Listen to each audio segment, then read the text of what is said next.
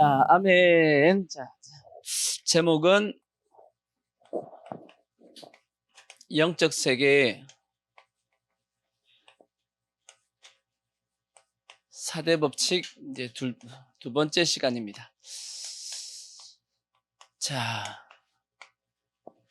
지난주에 말씀을 잠시 요약을 드리면 법에 대한 내용의 말씀을 드렸습니다. 법의 특징 중에 하나가 뭐냐면 그 법 속에 있으면 법의 공간 그리고 법의 그 시간 속에 있으면 법의 지배를 받을 수밖에 없다라는 말씀을 드렸습니다. 그러니까 법을 벗어나서는 절대 살 수가 없습니다.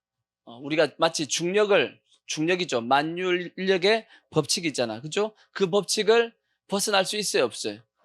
절대 없습니다. 그걸 벗어나려고 그러면 일단 공간을 벗어나면 괜찮아. 공간 속에 있을 때는 그걸 절대 인간은 이길 수 없듯이 법이라는 것은 사람을 뭐 하는 능력을 가지고 있냐면 지배하는 능력을 가지고 있습니다. 그래서 법은 내가 이기면 안 돼. 법을 이기는 것이 아니고 법에 대해서 우리가 잘 알아서 법을 잘 우리가 맞춰서 살아가야 된단 말이에요. 왜?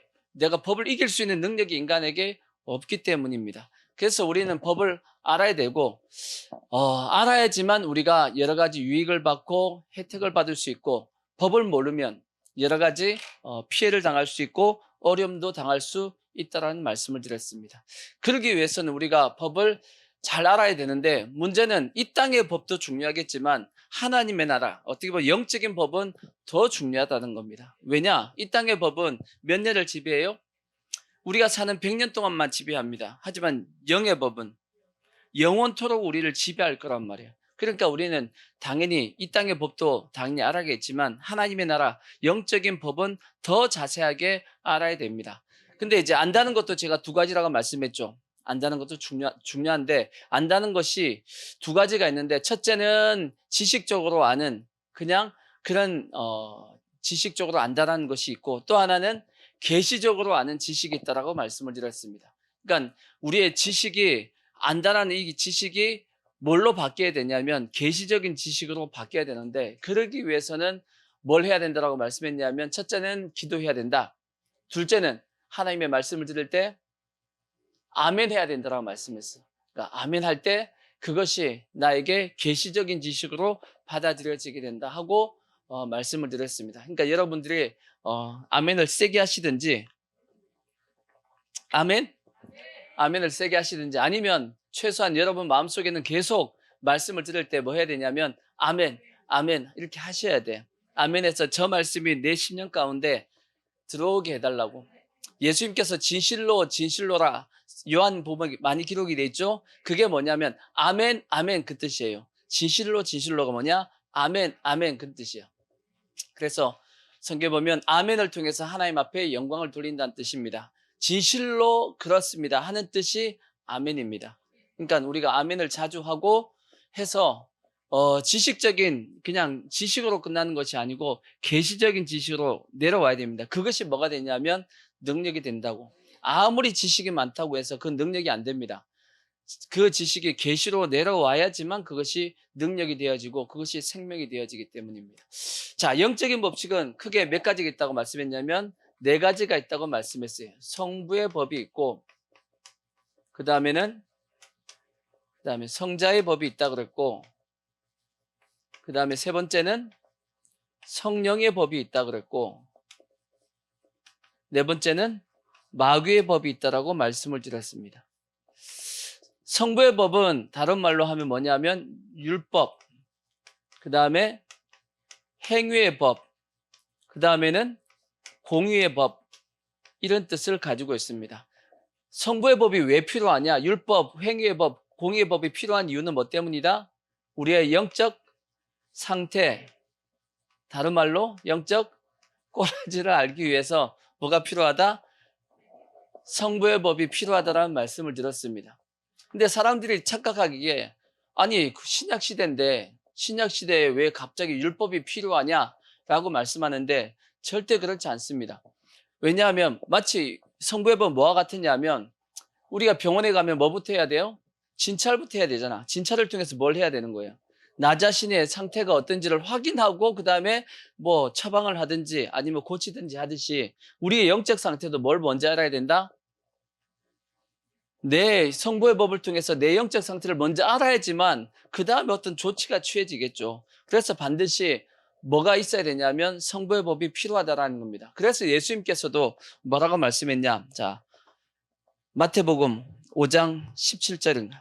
마태복음 5장을 보시면 뭐라고 말씀했냐 하면, 자, 5장 몇 절을 보시냐면 17절 보시면, 자, 내가 율법이나 선지자를 피하러 온 줄로 생각하지 말라. 피하러 온 것이 아니요 뭐 하기 위해서? 완전하게 하기 위해서 오셨다라고 말씀했습니다. 율법은 피하는 것이 아니고 뭐 하기 위해서? 완전하게 하기 위해서. 또 로마서 3장 31절도 뭐라고 말씀했냐? 이렇게 돼 있다고. 그런즉 우리가 믿음으로 말미암아 율법을 파기하느냐 피하느냐? 그럴 수 없느니라. 도리어 율법을 어떻게 한다고요? 굳게 세워야지. 마치 거울을 깨끗하게 닦아놔야지만 뭐 할 수 있는 거예요? 나 자신의 모습을 보고 나를 깨끗하게 할 수 있듯이. 아멘.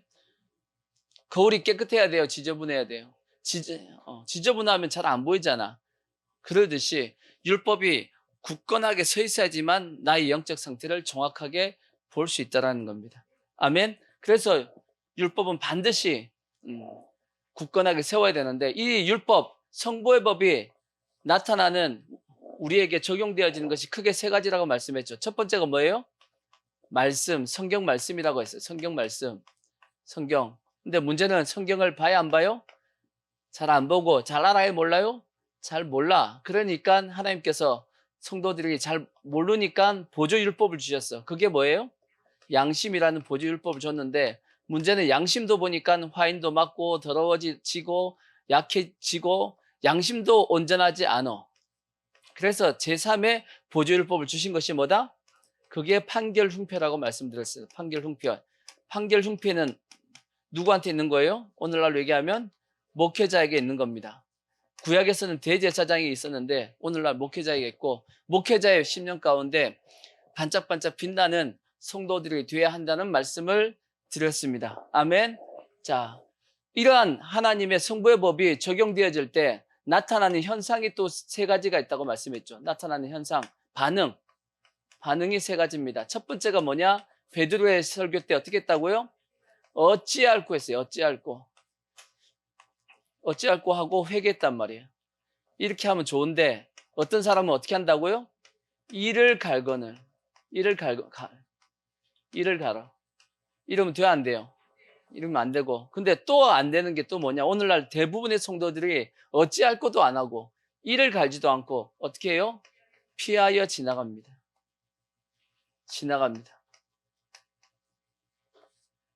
그러니까 피하여 지나가면 끝까지 피하여 지나갈 걸로 생각을 하는데 그게 착각이란 말이에요.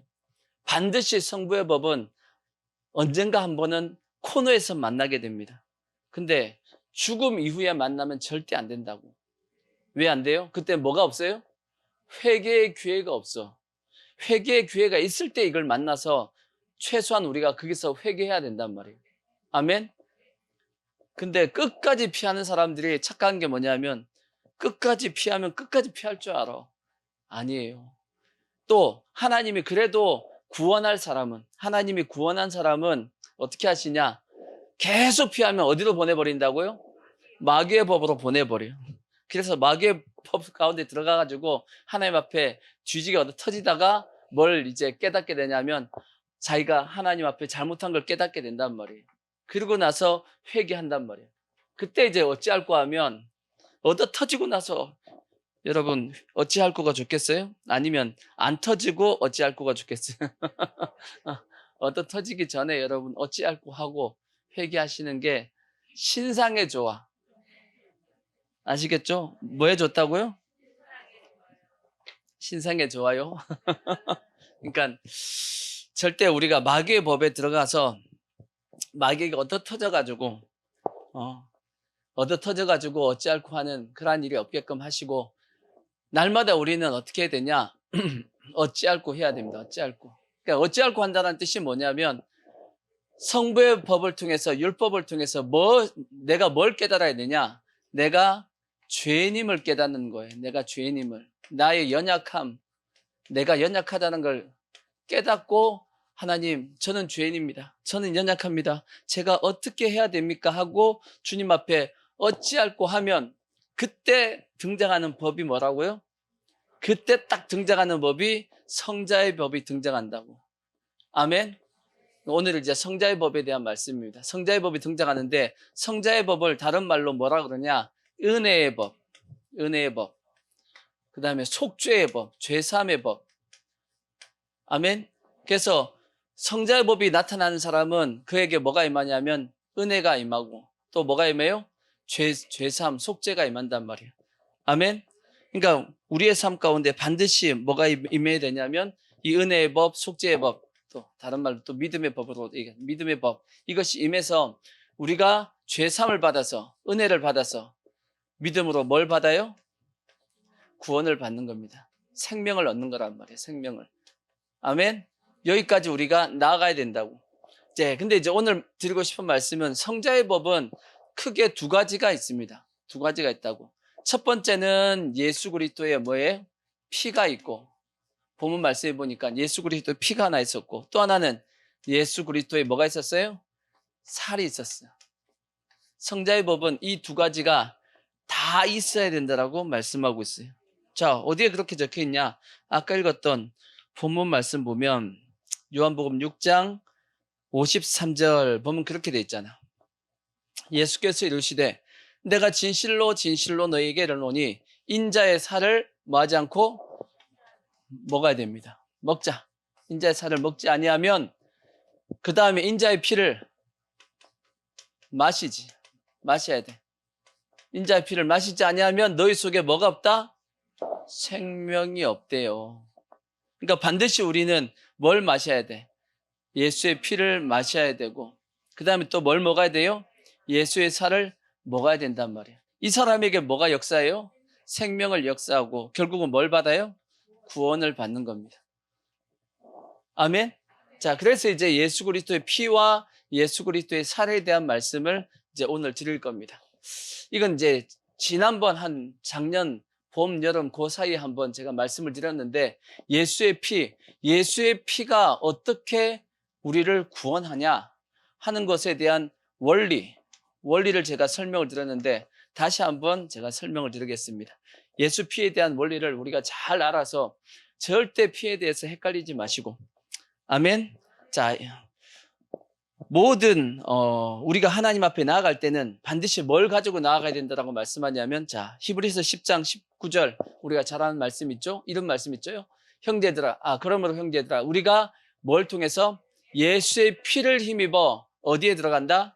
성소에 들어갈 담력을 얻었나니 그 길은 우리를 위하여 휘장 가운데 열어놓으신 새로운 살 길이요 휘장은 곧 뭐다? 예수 그리스도의 육체다라고 말씀했습니다. 우리가 하나님 앞에 나아갈 때는 반드시 뭘 가지고 나아가야 된다? 예수 그리스도의 피를 가지고 나아가야 된다. 피 없이는 하나님 앞에 나아가면 어떻게 되죠? 죽어요. 죽습니다. 반드시 우린 피를 가지고 나아가야 되는데 왜냐? 하나님은 우리를 보지 않고 뭘 보신다? 예수 그리스도의 피를 보시기 때문이에요. 그럼 이 하나님께서 우리에게 말씀했던 것처럼 피를 통해서 우리가 하나님 앞에 나가는데 그럼 어떻게 해서 피가 우리를 구원하냐 하는 그 원리는 자, 이렇게 제가 설명을 시작했습니다. 자, 노아 시대 때 하나님께서 이 땅을 심판하셨잖아. 노아 시대 때 이 땅을 심판했습니다. 뭘로 심판하셨죠? 물로 심판했습니다. 이 땅에 비가 며칠 동안 왔어요? 비가 40일 주야로 왔습니다. 밤낮으로 40일 동안 퍼부어가지고 이 땅에 물이 이제 창궐을 했는데 1년 동안 이제 물이 창궐하고 물이 이제 다 빠졌단 말이에요. 다 빠지고 난 다음에 이제 노아가 이제 밖으로 나왔습니다. 노아가 밖으로 나와가지고 하나님 앞에 뭘 해요? 제사를 드렸죠. 제사를 드렸더니 이제 하나님께서 노아에게 이제 축복해 주셨다고. 아멘. 축복해 주시면서 하나님께서 노아에게 또 다른 무엇인가 하나를 허락해 주셨단 말이에요. 그게 뭐냐면 육식입니다. 육식. 자, 창세기 9장 3절을 보시면 모든 산 동물은 너희의 뭐가 된다? 먹을 것이 될지라 채소같이 내가 이것을 다 너희에게 주노라. 감사하죠? 고기 먹게 해줘서 하나님이 얼마나 감사해. 안 그래요? 하나님이 여러분 보고 채소만 먹으라 그랬어 봐. 얼마나 힘들어. 그러겠어요? 안 그러겠어요? 식당 가서 채소만 주면 어, 채소 먹으러 식당은 안 가잖아. 그죠? 식당은 고기 먹으러 가지 보통. 그러듯이 자, 모든 산 동물은 너희가 먹을 것이 될지라 채소같이 내가 이것을 다 너희에게 주노라. 그러나 고기를 그 생명되는 뭘로 먹지 말라고요? 피채 먹지 말 것이니라. 내가 반드시 너희의 피 곧 너희의 생명의 피. 성경에 보니까 생명과 피가 뭐하다?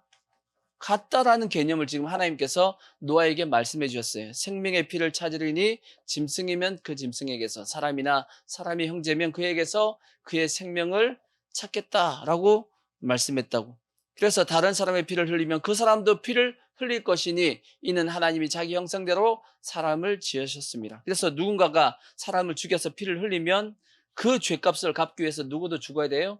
그 당사자도 죽어야 돼. 피를 흘리게 한 사람도. 그래서 피는 피로, 눈은 눈으로, 이는 이로. 이해가 되시죠? 자, 근데 이제 이 말씀을 모세 시대에 와가지고 더 자세하게 설명을 해놨다고. 그게 레위기서 17장 10절을 보시면 그렇게 돼 있다고.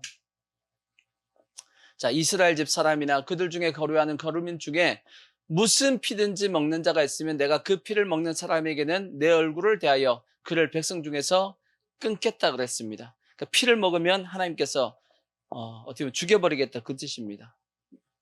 육체의 생명은 어디 있다? 자, 육체의 생명이 피에 있다. 피에 있습니다. 그래서 실제 오늘날 이제 의학이 이제 발전이 되고 생명공학이 발전되다 보니까 피를 딱 뽑으면 그 사람의 모든 걸 다 알 수 있습니다. 그 사람의 모든 오장육부의 지금 상태가 어떤 상태인지를 뭘로 보면 알 수 있어요? 피 상태 보면 알 수 있어. 그래서 여러분 병원 갈 때 여러분 검사할 때 뭐부터 뽑아요? 반드시 피 뽑잖아. 그죠? 피를 뽑아서 우리의 생명이 튼튼한지 아니면 약한지를 확인할 수 있어. 그래서 육체의 생명은 피에 있음이라 내가 이 피를 너희에게 주어 제단에 뿌려 너희의 생명을 위하여 속죄하게 하였나니 생명이 어디 있다? 생명이 피에 있다. 그리고 피가 죄를 뭐한다? 속한다. 이 원리가 여기에 기록이 되어 있어요. 생명이 어디 있는데? 피에 있는데 그 피가 뭐를 속하게 만든다? 죄를 속하게 만든다라고 기록이 되어 있다고. 이게 공식입니다. 공식. 하나님께서 가르쳐주신 공식이에요. 그래서 죄사함을 받기 위해서는 피 흘림이 없은즉 죄사함이 없느니라 하는 히브리서의 말씀이 나오는 겁니다. 이 말씀을 통해서 피를 흘려야지만 뭐 할 수 있다? 죄를 용서할 수 있다. 그래서 12절 그러므로 내가 이스라엘 자손에게 말하기를 너희 중에 아무도 피를 먹지 말며 너희 중에 거류하는 거류민이라도 피를 먹지 말라 하였나니 모든 이스라엘 자손이나 그들 중에 거류하는 거류민이 먹을 만한 짐승이나 새를 사냥하여 잡거든 그것을 피를 흘리고 흙으로 덮을지니라. 모든 생명은 또 공식이 나옵니다. 모든 생명은 그 피가 생명과 뭐라? 그렇죠. 그 모든 생물 우리도 다 생물이죠. 그 피가 생명과 뭐다?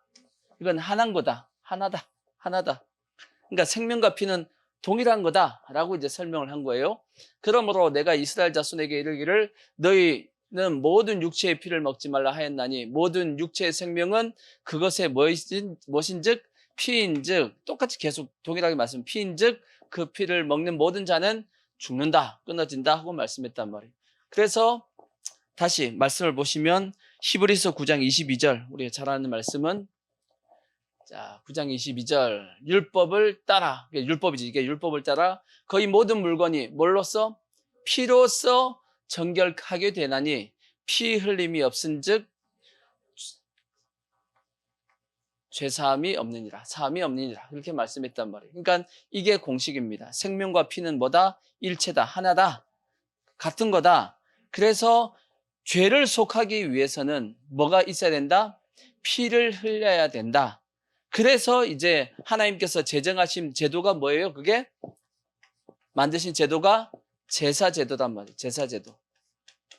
이해가 되시죠? 하나님 그래서 제사의 제도를 만드신 겁니다. 인간의 죄를 범하면 그 죄를 속하기 위해서 누군가는 뭐 해야 돼요? 피를 흘려야 돼. 근데 그 사람이 죄를 범했다 해서 그 사람을 죽일 수는 없잖아. 그래서 하나님께서 어떻게 하셨어요? 제사를 통해서 그 사람의 죄를 어디에 넘겨요? 짐승에게다 옮기는 거예요. 그래서 내가 죄를 범했다 그러면 죄를 범한 이 사람이 속죄 제물을 가지고 제사장에게 나아가고 이 사람이 이제 그 제물에다가 손을 얹는단 말이에요. 손을 얹어. 그래서 뭐 하는 거예요? 내 죄를 이 속죄 이 제물에다가 옮깁니다. 옮기면 이 사람이 그 다음 뭐 해요? 누가 잡냐면 제사장이 잡는 게 아니고 이 당사자가 잡아요. 당사자가 이 제물을 잡고 제사장은 그걸 가지고 어딜 가요? 이제 제단에 올려서 태워주는 겁니다. 이해가 되시죠? 아멘? 이게 이제 제사 제도인데 하나님께서 이런 것을 통해서 뭘 하셨냐면 그 사람의 죄를 속할 수 있는, 죄를 용서하는 방법을 만들었단 말이에요. 근데 이제 문제가 있습니다. 뭐가 문제냐? 하나님께서 만든 이 제사 제도는 뭘 제물로 드리는 거예요? 짐승을 가지고 제사를 드린단 말이에요. 짐승을 가지고. 그죠?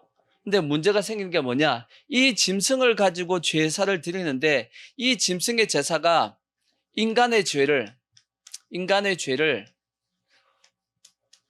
온전하게 용서할 수 있냐? 온전하게 용서할 수 있다, 없다? 이게 없다라고 이게 문제란 말이에요. 그러니까 인간의 죄를 짐승의 피로는 완벽하게 용서할 수 없다라고 성경이 기록이 되어 있어. 자, 어디 있냐? 자, 히브리서를 보시면 여러 번 기록이 되어 있어요. 히브리서 8장 7절을 보십시오. 히브리서 8장 7절. 저 첫 언약이 무음하였더라면 둘째 것을 요구할 일이 없었으려니와. 자, 뭐라고 됐어요? 첫 언약이 뭐하다? 무음하였더라면 둘째 것을 요구할 일이 없었다라는 것은 첫 언약이 뭐하다? 흠이 있다, 없다? 흠이 있다, 온전하지 못하다라는 겁니다. 그들의 잘못을 지적하여 말씀하시되 주께서 이르시되 볼지어다 날이 이르느니 내가 이스라엘 집과 유다 집과 더불어 새 언약을 맺겠다 그렇게 말씀했습니다. 왜? 첫 언약, 이 제사 제도가 뭐가 있기 때문에, 흠이 있기 때문에 하나님께서 이것을 뭐 하시고 이제 폐하시고 새로운 언약을 주시겠다라고 말씀했다고. 자, 히브리서 9장 9절을 보시면 9장 9절 보시면 이 장막은 현재까지의 비유니 이에 따라 드리는 예물과 제사는 섬기는 자를 그 양심상 온전하게 할 수 있다 없다? 없나니 이것은 먹고 마시는 것과 여러 가지 씻는 것과 함께 육체의 예법일 뿐이고 언제까지? 개혁할 때까지니까 새로운 완전한 것이 올 때까지 그냥 맡겨둔 것이다 라고 말씀했다고. 자, 더 나아가서 히브리서 10장 1절을 보시면 율법은 장차 올 좋은 일의 그림자일 뿐이요 참 형상이 아니므로 해마다 늘 드리는 같은 제사로는 나오는 자들을 언제나 온전하게 할 수 있다 없다? 없다. 그렇지 아니하면 섬기는 자들이 단번에 정결하게 되어 다시 죄를 깨닫는 일이 없으리니 어찌 제사 드리는 일을 그치지 아니하였으리요. 그러나 이 제사에는 해마다 죄를 뭐하게 한다? 기억하게 한다. 다시 죄를 계속 끄집어낸다는 얘기예요. 이는 황소와 염소의 피가 능히 죄를 없이 하지 못하기 때문이다. 그러니까 하나님께서 생명은 피에 있어가지고 죄를 속하기 위해서 짐승을 잡아서 죄를 속하는 이러한 제사 제도를 만들었지만 문제는 이 구약의 제사 제도가 인간의 죄를 온전하게 뭐 할 수 없었기 때문에 온전하게 할 수 없었기 때문에 누가 오시게 됐냐면 예수님이 오시게 되었다라는 말씀을 하신 겁니다. 그럼 왜 온전하게 이렇게 죄사함을 할 수 없냐? 짐승이 인간의 피를 왜 깨끗하게 씻을 수 없냐? 그 이유가 뭐라고 말씀드렸냐면 인간의 가치와 짐승의 가치가 다르기 때문입니다.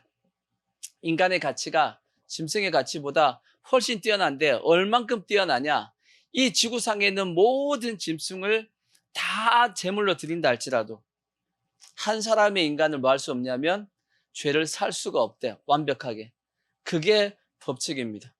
자, 성경에 보면 예수님께서 이렇게 말씀한 적이 있어요. 마태복음 16장 26절을 보시면 마태복음 16장 26절 사람이 만일 온 천하를 얻고도 제 목숨을 잃으면 무엇이 유익하리요? 사람이 무엇을 주고 제 목숨과 바꾸겠냐? 이렇게 말씀했습니다. 온 천하보다 뭐가 더 중요하다? 한 사람이 영혼이 더 귀하다 그 뜻입니다. 하나님이 보시기에는. 이해가 되시죠? 그렇다면 마찬가지로 동일한 공식으로 모든 짐승을 다 태운다 할지라도 다 제물로 드린다 할지라도 인간의 죄, 이 인간의 영혼을 죄를 온전하게 용서할 수 없다. 그 공식이 되는 겁니다.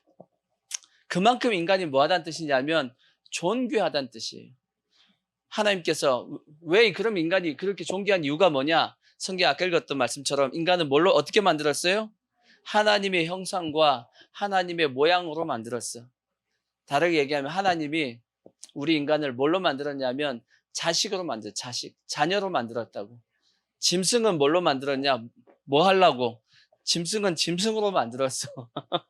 하나님은 짐승은 짐승으로 만들었지만 인간은 뭘로 만들었어요? 하나님의 자녀로서 만들었기 때문에 아멘. 인간이 그만큼 하나님께서 뭘 어떻게 보시냐면 존귀하게 여기는 겁니다. 근데 이제 또 한 가지는 그러면 예수님 한 사람께서 이 땅에 오셔가지고 인류의 모든 죄를 용서한다고 그랬잖아요. 그죠? 예수님의 한 사람의 피가 인류의 모든 사람을 다 용서할 수 있는 것은 예수 그리스도의 가치는 인류의 모든 인간의 가치보다 더 뭐하기 때문이에요? 더 뛰어나기 때문입니다. 이해가 되시죠? 인류의 모든 짐승보다 인간이 더 뛰어난 것처럼 인류의 모든 인간보다 누구의 가치가? 예수 그리스도의 가치가 누구에게는? 하나님에게는 더 존귀하기 때문이에요. 이해가 되시죠? 그래서 예수 그리스도의 한 분의 십자가의 죽음이 인류의 모든 사람의 죄를 뭐 할 수 있냐면 다 살 수 있는 겁니다. 아멘. 그래서 예수 그리스도의 피를 통해서 자 히브리서 9장 12절을 보십시오. 히브리서 9장 12절 염소와 송아지의 피로 하지 아니하고 오직 자기의 피로 영원한 속죄를 이루사 몇 번 만에? 한 번에 단번에 성소에 들어가셨느니라. 아멘.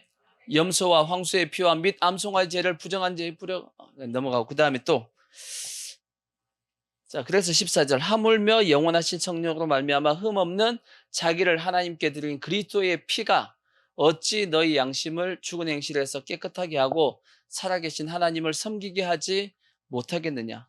예수 그리스도의 피는 우리의 양심도 뭐 할 수 있다? 깨끗하게 다 씻을 수 있다는 겁니다. 그래서 우리가 예수 그리스도의 피에 세 가지 능력, 세 가지를 확실하게 해결했다 그랬죠. 첫 번째는 뭘 해결했다? 하나님의 공의, 죄, 우리의 죄의 문제 확실하게 해결했다. 두 번째는 뭐? 우리의 죄책감, 양심도 확실하게 해결했다. 세 번째, 사탄의 참소. 사탄이 끊임없이 우리를 참소해야 하네요. 한단 말이에요. 더군다나 여러분이 하나님 뜻대로 더 열심히 잘 살려고 하면 할수록 사탄이 여러분을 참소하겠어요, 안 하겠어요? 참소하지. 마치 욥기서에 보면 사단이 와가지고 왔을 때 하나님께서 욥을 칭찬했단 말이에요. 욥을 칭찬했더니 사단이 누굴 자꾸 참소해요? 욥을 참소했어, 안 했어요? 참소하잖아. 어떻게 참소했어요? 어떻게 참소했죠? 하나님이 잘해주니까 그렇지 욥이 까닭 없이 하나님을 잘 섬기겠냐고. 그게 뭐냐면 참소입니다. 이유가 있다라는 저 욥이 하나님 잘 섬기는 것은 하나님이 욥한테 잘해주니까 잘 섬기는 거지 하나님이 욥한테 좀 섭섭하게 해줘봐. 어떻게 해줘봐요? 섭섭하게 해줘봐. 그게 뭔 마귀예요? 섭섭마귀야. 섭섭마귀가 딱 들어가면 하나님을 어떻게 할 거다? 부정하고 하나님 앞에 원망할 거다. 근데도 불구하고 욥이 원망해야 안 해요? 원망하지 않았단 말이에요. 그러니까 섭섭마귀는 섭섭은 누구한테서 온다? 섭섭은 누구한테 온다? 마귀한테서 온다는 걸 꼭 기억하시고 여러분 마음속에 뭔가 섭섭한 마음이 들면 사탄이 왔다는 걸 깨닫고 당장 뭐 하시면 되냐면 사탄아 물러가라 하셔야 돼. 아멘. 섭섭마귀는 꼭 누구 편 들어요? 내 편 드는 것처럼 나타나거든. 내 편 아니야. 그놈 나 죽이려고 오는 거야. 아시겠죠? 자, 그래서 이제 또 히브리서 10장 10절 보시면 자, 여기도 보시면 이 뜻을 따라 예수 그리스도의 몸을 몇 번에? 단번에 드리심으로 말미암아 우리가 거룩함을 얻었노라. 제사장마다 매일 서서 섬기며 자주 같은 제사를 드릴 때 이 제사는 언제나 죄를 없게 하지 못하거니와. 그러니까 이 제사 제도는 안 되지만 오직 그리스도는 죄를 위하여 한 영원한 제사를 드리시고 하나님 우편에 앉으사, 하나님 우편에 앉았다는 뜻이 뭐냐면 제사를 완벽하게 다 완결지었다, 그 뜻입니다. 그리고 예수님이 어디 올라가 계시냐면 하나님 우편에 올라가 계시죠. 그래서 그 후에 자기 원수들을 자기 발등상 되게 하실 때까지 기다리시나니 그가 거룩하게 된 자들을 몇 번 만에? 한 번의 제사로 영원히 온전하게 하셨다라고 돼 있단 말이에요. 그러니까 이러한 원리 가운데 예수의 피가 우리의 죄를 어떻게 한다고요? 온전히 속한다는 뜻입니다. 그래서 예수의 피를 뭐 해야 된다? 마셔야 된다. 예수의 피를 마신다고 해서 예수의 피를 뽑아서 마신다는 뜻이 아니고 예수 그리스도의 피에 대한 이 의미를 우리가 온전히 믿고 믿는다는 뜻이에요. 믿으면 그 사람에게 뭐가 이루어져요? 구원이, 죄사함이 이루어지고 구원이 이루어진다라고 성경이 말씀하고 있는 거야. 아멘. 이러한 원리입니다. 이러한 원리. 그래서 우리는 반드시 예수 그리스도의 피를 뭐 하셔야 되냐면 마셔야 됩니다. 아멘. 그래야지만 뭘 얻는다? 구원을 얻는다라고 말씀하고 있다고. 그럼 이제 예수의 피는 알겠는데 예수의 살은 뭐야 그러면? 구원 받았으면 됐지. 구원 받았으면 됐지. 예수님 살을 또 왜 먹어야 돼? 근데 예수님께서 아까 말씀했죠. 반드시 뭐도 먹어야 돼요? 살도 먹어야 된다 그랬단 말이야. 그래야지 뭐가 있다? 생명이 있다 그랬다고. 아니, 예수의 피를 통해서 구원 받았는데 왜 살을 먹어서 또 생명 받지? 헷갈린단 말이야. 또 그러면 살은 뭐냐? 살은 뭐냐? 살은 예수님이 잘 설명을 해놨어요. 요한복음을 보면, 자, 살은 이렇게 되어 있습니다. 자, 요한복음 6장 49절을 보십시오. 49절 보시면 이렇게 되어 있어. 너희 조상들은 광야에서 뭘 먹었어요? 만나를 먹었어도 죽었거니와 이는 하늘에서 내려오는 떡이니 사람으로 하여금 먹고 죽지 아니하게 하는 것이라. 그렇게 되어 있죠. 예수님의 살을 예수님은 뭐에 비유하셨죠? 구약에서 먹었던 만나에 비유했다고. 그럼 만나는 뭐예요? 우리가 잘 알다시피 이스라엘 백성들이 광야에 있을 때 하나님께서 새벽에 이제 이 이슬같이 쫙 내려가지고 있었는데 그걸 아침에 가서 보면 그러니까 하얀 게 뭔가 이제 이렇게 가시 같고 뭐 하여튼 이렇게 떠 있으면 그걸 이제 가져와 가지고 구워 먹고 삶아 먹고 지져 먹고 이렇게 먹었다고. 그런 것처럼 그게 이제 만나였는데 그걸 먹고 살았단 말이에요. 근데 이 만나에 대해서 이 만나가 뭐다라고 모세가 뭐라고 해석해 줬냐? 신명기 8장 3절에 보면 모세는 이 만나가 뭐다 하고 이렇게 설명을 했다고. 만나는 뭐다? 너를 낮추시며 너를 주르게 하시며 또 너도 알지 못하며 내 열조를 알지 못하던 만나를 너희에게 먹이신 것은 사람이 뭘로? 떡으로만 사는 것이 아니요 여호와 입에서 나오는 모든 말씀으로 사는 줄을 내게 알게 하려 하십니다 하고 이 만나는 영적으로 해석하면 뭐다? 이것이 말씀이다. 하나님의 말씀이다 하고 누가 설명해 줬어요? 모세가 이스라엘 백성들에게 설명을 해줬다는 얘기지. 아멘. 그래서 요한복음에도 보면 예수님이 동일하게 설명을 해놨어요. 자, 요한복음 6장 60절 보시면 제자 중 여럿이 듣고 말하되 이 말씀은 어렵도다. 누가 들을 수 있느냐 한데 어렵죠. 왜? 아니 예수님이 피를 마셔야 된다 그러고 살을 먹어야 된다 그러니까 이거 어렵다 했는데 예수님께서 해석을 이렇게 해놨어요. 예수께서 스스로 제자들이 이 말씀에 대하여 수군거리는 줄을 아시고 이르시되 이 말이 너에게 걸림이 되느냐? 그러면 너희는 인자가 이전 있던 곳으로 올라가는 것을 본다면 어떻게 하겠느냐? 살리는 것은 뭐다? 영이지. 내가 하는 얘기를 육신적으로 듣지 말고 영으로 들어야 돼. 영이니 육은 무익하니라. 내가 너에게 이른 말이 뭐다? 영이요 생명이다 하면서 예수님께서 만나에 대해서 뭐라고 말씀했냐면 이게 영적인 말씀이다라는 것을 설명을 해줬다고. 살이 예수님의 살이 아니고 영적으로 뭐다? 말씀이다 하는 것을 예수님께서 제자들에게 풀어서 얘기해 주셨습니다. 이해가 되시죠? 그래서 이건 무슨 뜻이냐? 예수 그리스도의 피를 통해서 뭘 받고? 구원을 받고 예수 그리스도의 살을 통해서 말씀으로 뭐 해지겠어요? 구원을 완성해 가는 겁니다. 구원을 완성해 간다고. 마치 이것은 뭐하고 똑같으냐면 베드로전서 2장 1절을 보십시오. 이렇게 설명하면 좀 이해가 더 쉬울 겁니다. 베드로전서 2장 1절. 그러므로 모든 악독과 모든 기만과 외식과 시기 모든 비방을 말을 버리고 갓난 아이들 같이 순전하고 신령한 무엇을 젖을, 이 신령한 젖이 뭐예요? 이게 만나고 말씀이라고. 젖을 사모하라. 이는 그로 말미암아 너희로 구원에 뭐하도록 이르도록 자라게 하려 함이라 하고 말씀했어요. 하나님의 말씀이 뭐하게 만든다고요? 구원에 이르도록 뭐하게 하신다? 자라게 한다, 그 뜻이거든.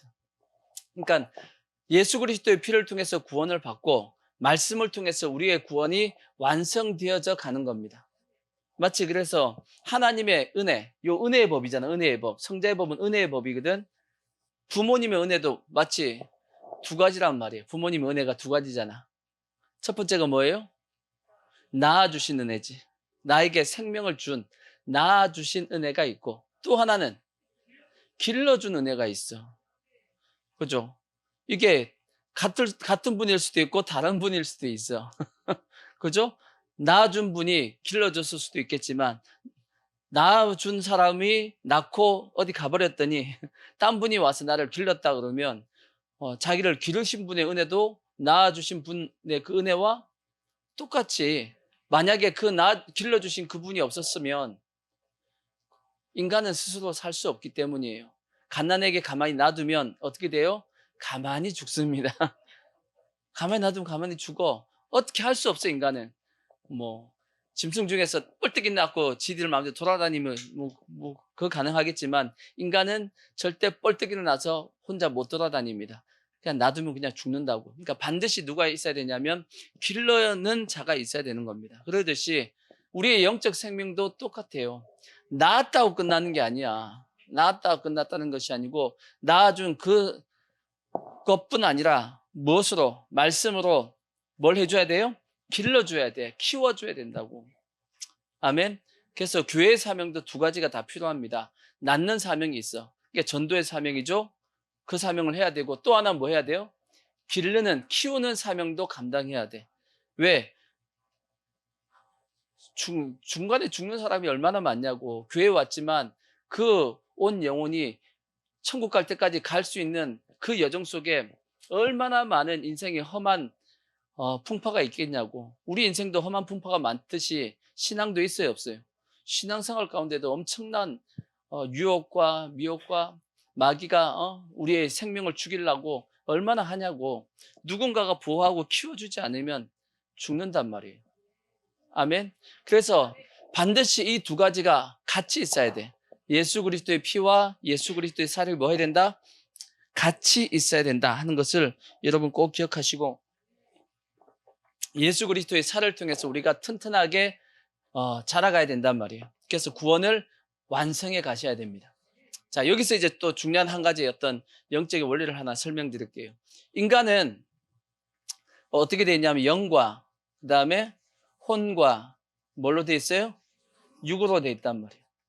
한번 물어볼게요. 하나님의 말씀이 어디에 적용되는 거예요? 어디를 단련하는 거예요? 육을 단련해요? 혼을 단련해요? 영을 단련해요?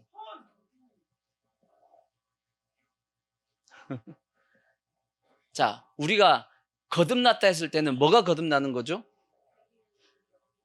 거듭나는 것은 우리의 영이 거듭나는 거예요. 예수 안 믿는 사람도 그 속에 뭐가 있어요? 영이 있어요. 영이 있지만 그 영이 기능을 하고 있지 않아. 기능이 죽어 있는 거죠. 근데 누가 오시면, 내 속에 누가 들어오세요? 바람이 임의로 쫙 불면서 누가 지나가요? 성령님이 이 속에 딱 들어오시면 뭘 살리는 거야? 나의 죽어있던 영을 살리는 겁니다. 그걸 뭐 했다 그러죠? 거듭났다 그래. 거듭났다. 다른 말로 뭐예요? 다시 태어났다. 다시 태어났다. 영어로 뭐예요? born again 근단 말이에요. born again. 다시 태어났다는 뜻이죠. 그죠? 그러니까 그게 거듭났다는 뜻이야. 그래서 우리의 영은 성령님이 오시면 다시 태어납니다. 거듭난단 말이야. 근데 문제는 뭐냐? 혼과 육은 거듭난 영의 영향을 아직까지 안 받고 있어. 자, 그러면 거듭난 이 영은 죄를 지을까 안 지을까? 나쁜 생각 할까 안 할까? 자, 성경을 봐야지. 자, 요한 1서 3장 6절을 보시면 언제 또 깨어나셨대? 아까 콜 골고 주무시고 계셨는데 뒤에서. 어? 자, 요한 1서 3장 6절을 보시면 이런 말씀이 있습니다. 그 안에 거하는 자마다 범죄하지 아니하나니 범죄하는 자마다 그를 보지 못하였고 그를 알지도 못하였느니라. 자녀들아, 아무도 너희를 미혹하지 못하게 하라. 의를 행하는 자는 그의 의로우심과 같이 의롭고 죄를 짓는 자는 마귀에게 속하느니 마귀는 처음부터 범죄함이라. 하나님 아들이 나타난 것을 마귀를 멸하십니다. 하나님께로부터 난 자마다 거듭난 자마다 뭐 하지 않는다? 죄를 짓지 아니하나니. 여러분 죄 지어야 안 지어요? 이거 죄 안 짓는 데는데. 그래서 이 말씀을 잘못 해석하는 이단들이 있단 말이에요. 이단들이 이런 말씀을 가지고 헷갈리게 하는 거야. 이 말씀은 뭐냐? 우리의 거듭난 영은 죄를 안 짓는다, 그 뜻이에요. 네, 우리 거듭난 영은 죄를 안 지어요. 이는 하나님의 씨가 그 속에 거하시며 하나님의 씨가 성령님이 여기 안에 있고 그도 범죄하지 못하는 것은 하나님께로부터 뭐 했기 때문이다? 다시 태어났기 때문이다. 영은 범죄할 수 없다. 아멘. 자, 그리고 또 영의 특징이 뭐였냐? 로마서 8장 19절을 보시면 피조물이 고대하는 바는 하나님의 아들들이 나타나는 것이니 피조물이 허무한 데 굴복하는 것은 자기의 뜻이 아니고 오직 굴복하게 하신 이로 말미암음이라. 그가 바라는 것은 피조물도, 여러분 이 세상의 피조물도 썩어짐의 종로로 탄 데서 뭐해서 해방돼서, 그러니까 이 세상의 나무나 풀이나 이런 산천 초목이 그들도 죽으면 다 어떻게 된다는 것을, 썩는다는 걸 알아요 몰라요? 지들도 안 돼. 와, 이 산천 초목도 안 됩니다. 피조물도 썩어지면 종로로 탄 데서 뭐에 돼가지고 해방되어서 하나님의 자녀들의 영광의 자유에 이르는 것이다. 그것을 이 피조물도 뭐 하고 있다? 알고 바라보고 있다라는 거지. 야, 피조물이 다 이제까지 함께 뭐 하고 있어요? 그래서 저들도 뭐 하고 있어요? 탄식하고 있어. 누구 때문에? 인간 때문에. 인간의 죄로 말미암아 자기들도 같이 저렇게 썩음에 대해서 종로로 탈 수밖에 없는 상태가 됐단 말이에요. 왜냐? 하나님께서 이 온 세상 만물을 누구에게 속하게 했어요? 인간에게 속하게 했는데, 아담에게 속하게 했는데, 아담의 범죄로 말미암아 같이 심판을 받았기 때문에.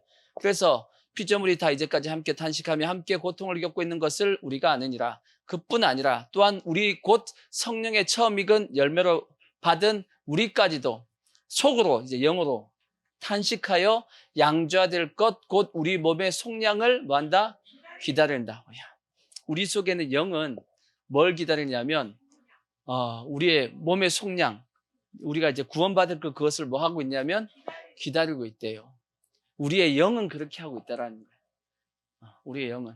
그러니까 우리의 이 혼과 다른 건 몰라도 영은 그렇게 하고 있대. 자, 그 다음에 또 비슷한 말씀이 또 있어요. 고린도전서 2장 10절을 보시면, 고린도전서 2장 10절, 오직 하나님의 성령으로 이것을 우리에게 보이셨으니 성령은 모든 것 곧 하나님의 깊은 것까지도 통달하시느니라.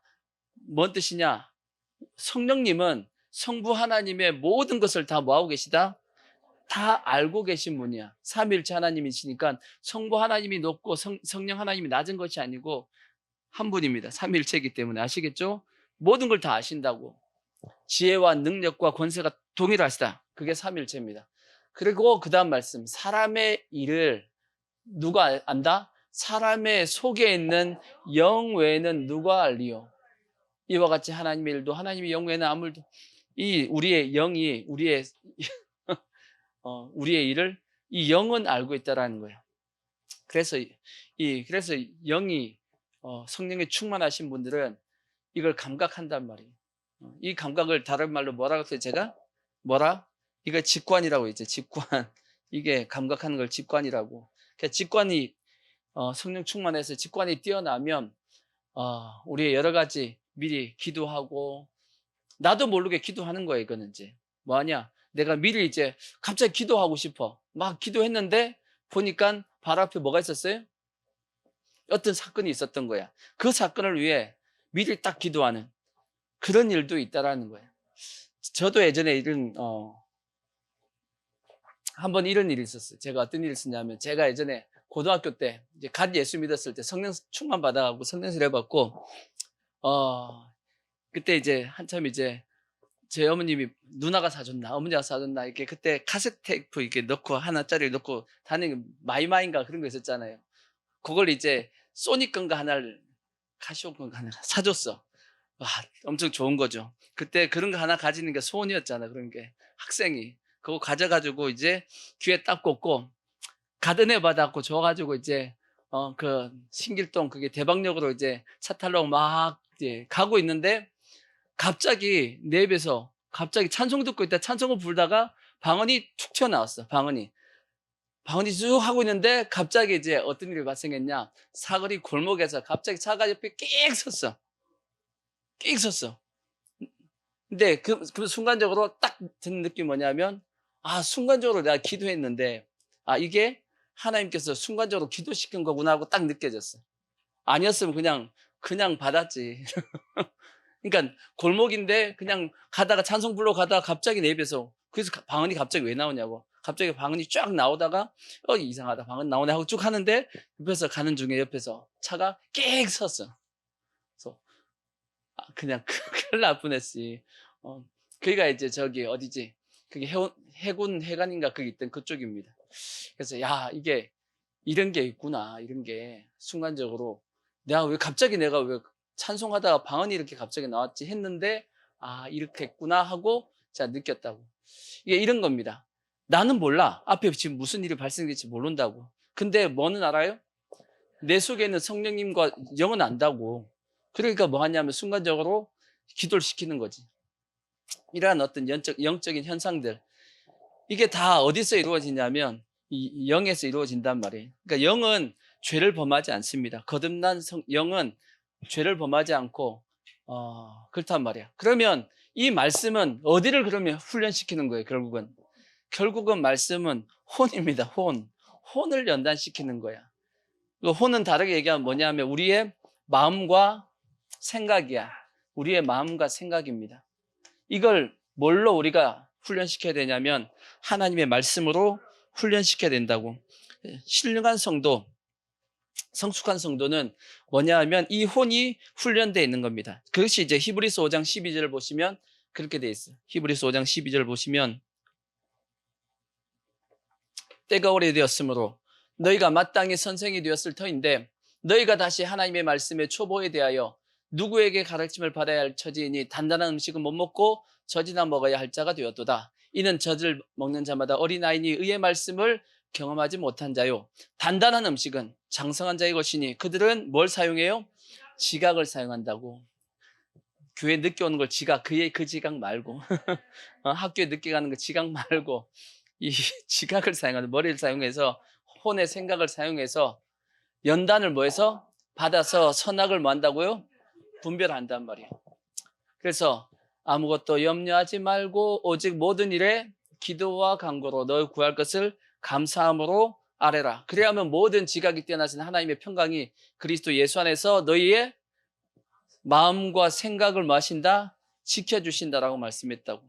그래서 무릇 지킬 만한 것보다 뭘 지키라고요? 내 마음을 지켜라. 왜? 생명의 근원이 이에서 나기 때문이다 라고 말씀했다고. 아멘.